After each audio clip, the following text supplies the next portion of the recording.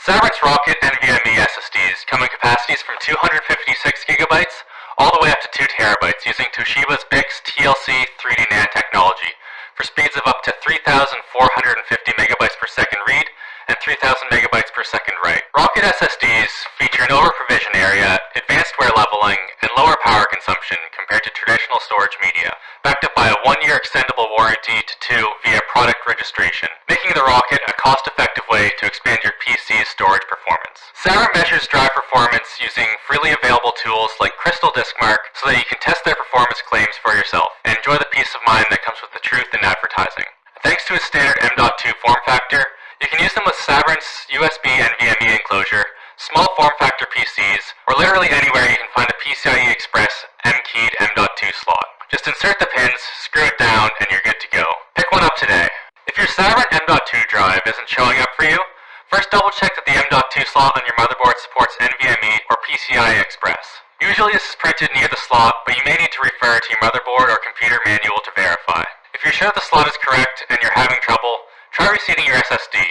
Remove the retention screw holding it in place and slide it out of its slot.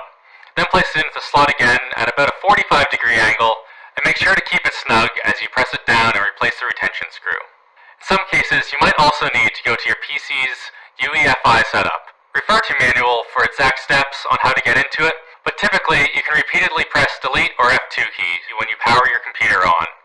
Once there, you can find the setting for your M.2 slot, usually under Advanced in a heading related to storage. Make sure it's for the slot you've installed your SSD into and change it from Serial ATA or SATA to PCI Express. And if it's not already, set it that way. Save your changes and reboot, and now you should have a working SSD. Bear in mind that if you're adding a drive to the system that's already running an operating system, you'll need to initialize and format the disk before you can use it. To do that, right-click on the Start button and then press Disk Management.